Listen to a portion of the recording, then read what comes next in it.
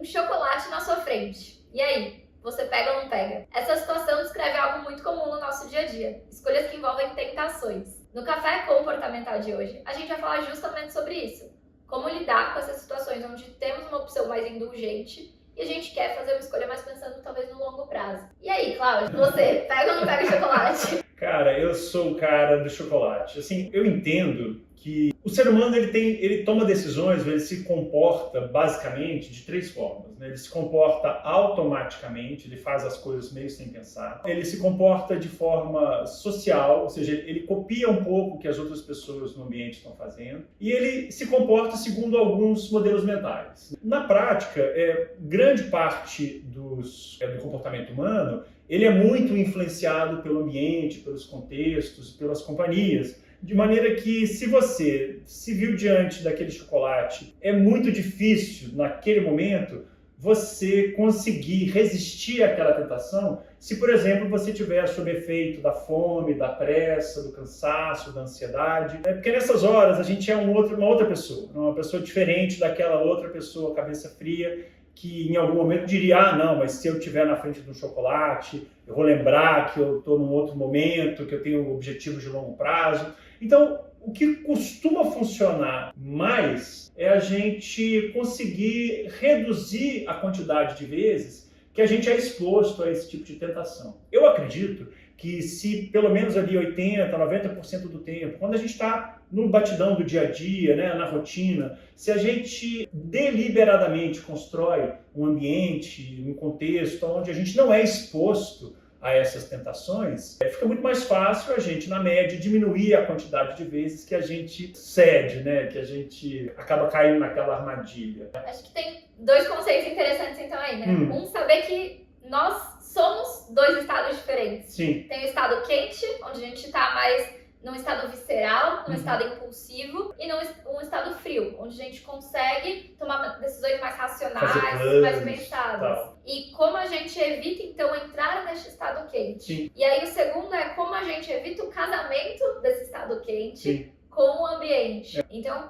sabendo que terão opções onde a gente vai ter um incentivo maior para pegar por elas no momento presente, como evitar ao máximo ser exposto a essa situação em primeiro lugar, para não ter que resistir a uma tentação. Claro, né? Porque assim, ficar dependendo do autocontrole, da força de vontade, da disciplina, a gente pode, mas não sempre. Esses caras, eu costumo dizer, eles já são muito ocupados, né? Já tem muita coisa em cima das costas deles. Então, se a gente fica o tempo todo pensando assim, não tem problema, eu posso me expor a essas coisas, porque eu vou ter força de vontade, autocontrole e disciplina, na verdade, a probabilidade desses caras estarem ali o tempo todo para te ajudar a resistir àquela tentação é pequena, porque, afinal de contas, esses são recursos escassos que, à medida que a gente vai usando eles ao longo do dia, eles vão ficando menos disponíveis.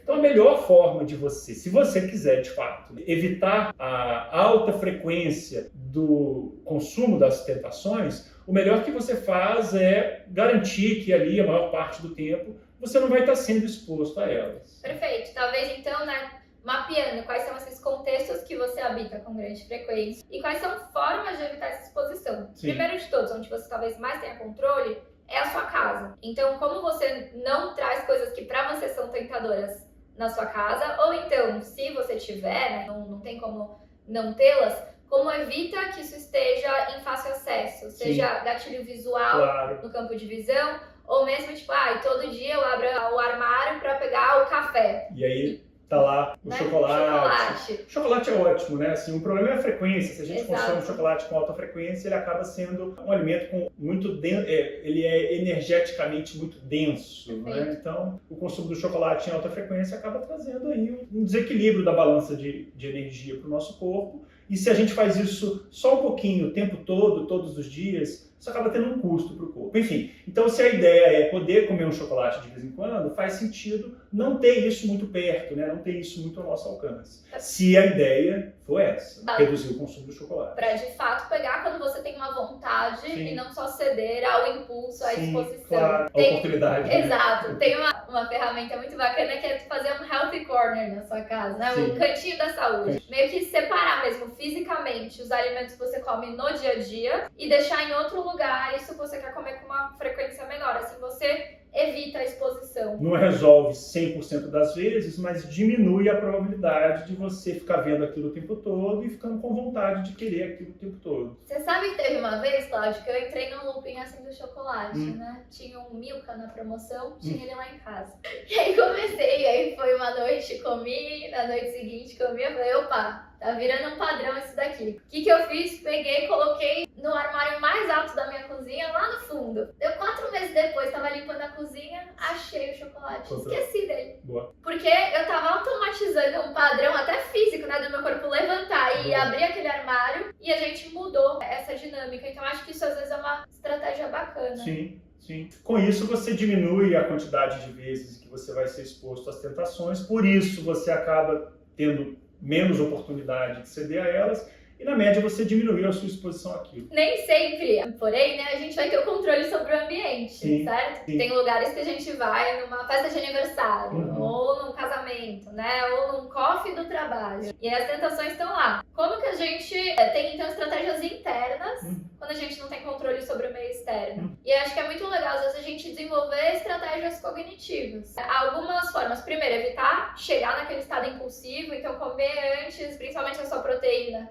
que traz essa saciedade, claro, para não matar a fome no alimento aqui não é o mais interessante. Não fazer compensações antes, né, desse evento, onde você sabe que não vai ter muito controle. Do contrário, né, procurar chegar nesse evento sem controle, já com o tanque meio cheio. Perfeito. Isso é muito importante, porque muitas vezes as pessoas falam, eu sei que eu quero comer o docinho na festa. Eu já sei que vai ser um lugar onde não vai ter muita opção. Vou ter que comer o que vai ter lá. Então eu não vou almoçar. E aí chega faminto e já era. Então é super importante evitar essas compensações. E aí um segundo ponto, às vezes ter ferramentas de ter mais controle. Por exemplo, eu estava falando com uma cliente que aprendeu que para ela funciona muito bem contar quanto ela come, assim não entrar no padrão excessivo. Entendi. Uma outra, às vezes, é pensar, nossa, essa comida que tá aqui vale a pena? Tipo, às vezes tem um pouco essa sensação de escassez, né? Meu Deus, vai acabar o brigadeiro. E aí pensar, esse brigadeiro realmente é um brigadeiro gostoso? É gostoso mesmo, vale a pena comer até o final? Exato.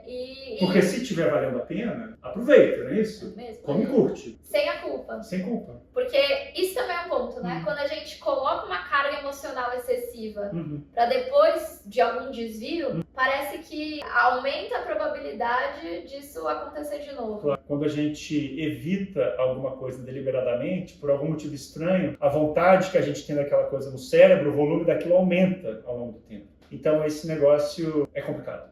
É complicado. Mas tem uma outra coisa também que acontece ao longo do tempo, Flora, que é o seguinte: se a ideia é fazer uso de recursos para evitar essas tentações, quer seja porque eu enchi o tanque antes, cheguei lá na hora com menos vontade, comi um pouquinho, não estava tão gostoso, eu parei. Quer seja porque eu descobri substitutos que sejam tão satisfatórios ou recompensadores quanto, mas não são necessariamente tão energeticamente densos, e eu passo a descobrir conforto, recompensa nessas outras coisas, a relação que a gente tem com aquele objeto tentador, com o tempo, ela pode ir mudando. E a tentação pode ir ficando mais fraca. E ela pode ir ficando mais fácil de ser evitada. E a gente também, ao longo do tempo, vai desenvolvendo um certo senso de competência. A gente chama de autoeficácia, né? A literatura da psicologia social chama de autoeficácia e a gente também. Mas é essa sensação de que a gente é capaz de evitar aquela tentação e que quando a gente evita, não acontece nada. O mundo não acaba, o teto não cai em cima da nossa cabeça, e no final das contas, eventualmente, a gente fica um pouco mais leve,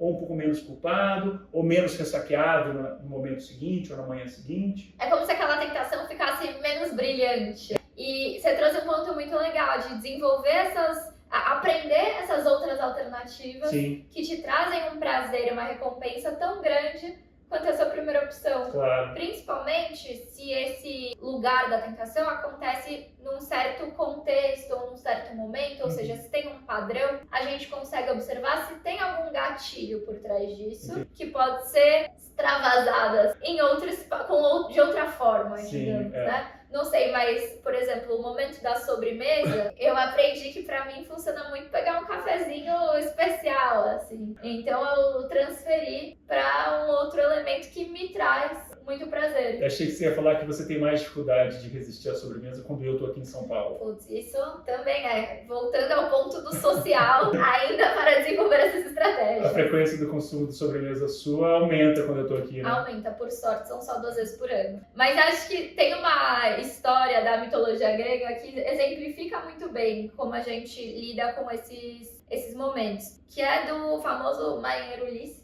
que ia passar a navegar lá por um local onde todos os marinheiros que tinham ido antes tinham morrido, porque tinham as sereias, que eram sereias do mal, então com seu canto enfeitiçavam os marinheiros que pulavam no mar e eram afogados por elas. E aí ele, sabendo disso, mas querendo atravessar aquele trecho, colocou... Parece que no Canto das Sereias tinha grandes revelações, né? Tá. Então Ulisses queria ser exposto a revelações sem correr o risco de cair no Canto da Sereia e acabar morrendo, porque sabia-se, né, que aquele lugar é um lugar onde aconteciam muitos naufrágios e tal. Perfeito. E aí o que ele fez? Colocou ceras nos ouvidos dos marinheiros e se amarrou no mastro do navio. E aí quando passou com o seu navio perto do lugar onde as sereias moravam, ele ouviu o canto das sereias, ficou completamente alucinado, enlouquecido, gritando para os seus marinheiros desamarrarem ele para ele poder ir até as sereias, porque ele estava completamente enfeitiçado. E os marinheiros que estavam com ceras nos ouvidos e não estavam ouvindo o canto das sereias,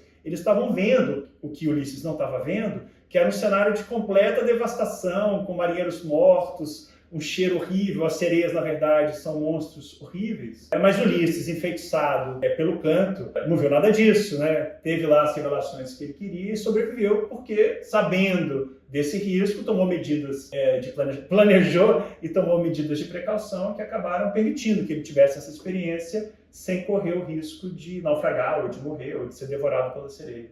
Perfeito. Então, acho que trazendo para o nosso contexto, quais são essas nossas situações na nossa vida onde tem potenciais sereias? Que a gente tem que ser amarrado ao mastro. Exato. É isso aí. E como, aos poucos, né, aprender essas estratégias, esses recursos. Muito bom. É sempre um processo muito individual. Claro. Então, se você quiser desenvolver as suas próprias estratégias, vem para consulta comportamental aqui na LIT. Até a próxima!